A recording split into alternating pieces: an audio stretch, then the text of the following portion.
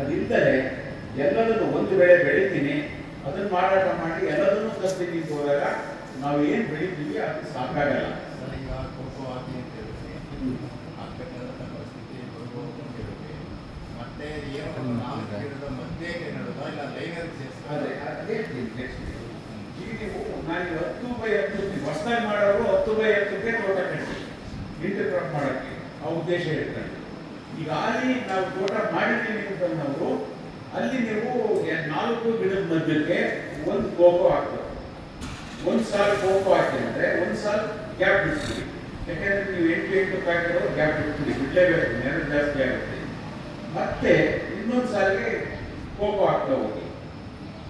ಮಧ್ಯದ ಸಾಲ ಏನು ಖಾಲಿ ಬಿಟ್ಟಿರ್ತೀರಲ್ಲ ಅಲ್ಲಿಗೆ 18x18ಕ್ಕೆ ಒಂದು ಜಾಯಿಕಾಯಿ ಗಿಡ ಹಾಕ್ತಾ ಹೋಗಿ.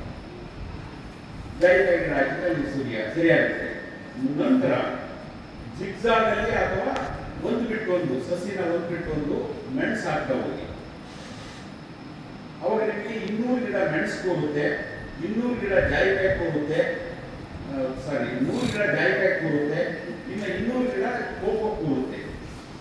ನಂತರ ಬಾಳೆನ ಪ್ರಾರಂಭದಲ್ಲಿ ಸಣ್ಣ ಗಿಡ ಇಟ್ಟರೆ ಬಾಳೆನ ನೀವು ಬೆಳ್ಕೊಳ್ಳಿ. 3 ವರ್ಷ ಆದ್ಮೇಲೆ ಬಾಳೆನ ಇಟ್ಕೊಳಕ್ಕೆ ಹೋಗ್ಬೇಡಿ, ಯಾಕಂದ್ರೆ ನೆರಳಾಗುತ್ತೆ. ಕೋಕೋಗೆ ನೆರಳಾಗಿ ಕೋಕೋ ಇಳುವರಿ ಕಡಿಮೆ ಆಗುತ್ತೆ.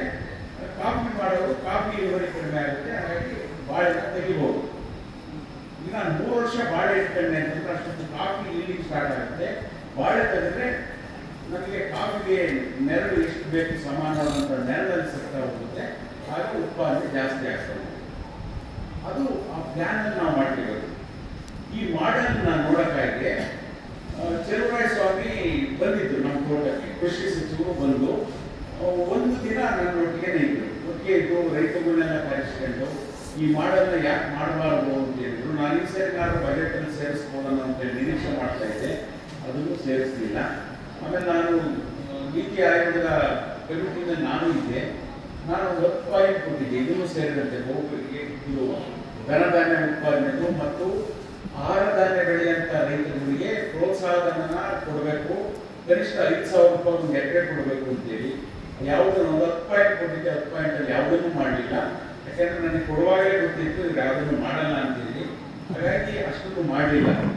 ನಾನು ಚೆಲುವರಾಯ ಸ್ವಾಮಿ ಅವರು ಬಂದಾಗ ಹೇಳಿದ್ದಷ್ಟೇ, ನೀವು ಇಷ್ಟೆಲ್ಲ ನೋಡಿದ್ರಿ, ನೋಡಿದ ಮೇಲೆ ನಿಮ್ಮ ಮನವರಿಕೆ ಆಗಿದೆ. ಎಲ್ಲ ಭತ್ತ ಇತ್ತು, ರಾಗಿ ಇತ್ತು, ಅವ್ರು ಬಂದಾಗ ಇದೆಲ್ಲ ಬೆಳಿಬೋದ ಮತ್ತು ಯಾಕೆ ಎಲ್ಲರಿಗೂ ಪರಿಚಯಿಸಬಾರ್ದು ಅಂತಂದು ನನ್ನ ಮಟ್ಟದಲ್ಲಿ ನಾನು ಪರಿಚಯಿಸ್ತಿದ್ದೀನಿ.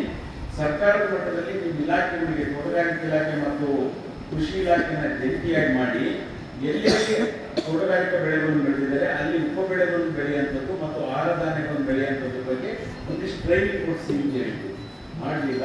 ಹಾಗಾಗಿ ಅದನ್ನೇನು ನಿರೀಕ್ಷೆ ಇಟ್ಕೋಬಾರ್ದು. ನಾವು ನನ್ನ ಮಟ್ಟದಲ್ಲಿ ಏನು ನಾನು ತರಬೇತಿ ಕೊಡಬೇಕು, ಇಲ್ಲಿಗೆ ಒಂದು ತರಬೇತಿಗಳನ್ನ ಮಾಡಲು ತೋರಿಸೋದಕ್ಕಾಗಿ ರೈತರನ್ನ ಕರೆಸಿಬಿಟ್ಟು ತರಬೇತಿ ಕೊಡ್ತಾ ಇದ್ವಿ. ಈಗಾಗಲೇ ಬಹುತೇಕ ರೈತರು ಆ ಮಾಡಲನ್ನು ಅನುಸರಿಸೋದಕ್ಕೆ ಹೋಗಿ ಮಾಡ್ತಾ ಇದ್ದಾರೆ.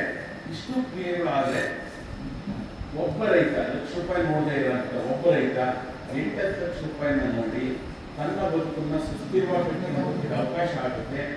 ಅವಕಾಶ ಆಗೋದ್ರಿಂದ ಇಂಥ ಅವಕಾಶವನ್ನು ಬಳಸಿಕೊಂಡು ನಮ್ಮ ಬದುಕನ್ನು ಗಟ್ಟಿ ಮಾಡ್ತಾ ಹೋಗ್ಬೋದು. ಇವತ್ತು 1 ಎಕರೆ ಅವತ್ತು ಏನು ಮಟ್ಟಿಗೆ ಹೇಳ್ತಾ ಇತ್ತು ಅವರೆಲ್ಲ ಕನಿಷ್ಠೇನೆ, ನಿಮಗೆ 12 ಎಕರೆ ಇದೆ, ನಾನು 1 ಎಕರೆ ಇರೋದು ನಾನೇನು ಮಾಡಬೇಕು ಅಂತೇಳಿ ಅವಾಗ ನಾನು ಅದನ್ನೆಲ್ಲ ಒಂದು ಪಾಯಿಂಟ್ ಮಾಡಿ ಇಟ್ಕೊಂಡು ಅವ್ರನ್ನೆಲ್ಲ ಒಂದ್ಸರಿ ಕರೆಸ್ಕೊಂಡು ಆ ಮಾಡಲನ್ನ ತೋರಿಸಿದೆ. ನೋಡಿ ಈಗ ಇದೆ, ನೀವು ಮಾಡಿ ಅಂತೀವಿ. ಇವತ್ತು ಅವ್ರು ಸಂತೋಷವಾಗಿ ಒಪ್ಕೊಂಡು ಕೆಲಸ ಮಾಡೋಕ್ಕೆ ಸ್ಟಾರ್ಟ್ ಮಾಡಿದ್ದಾರೆ. ಇನ್ನೊಂದು ಸಮಸ್ಯೆ ಬರುತ್ತೆ, ಒಬ್ಬ ಸಣ್ಣ ರೈತನಿಗೆ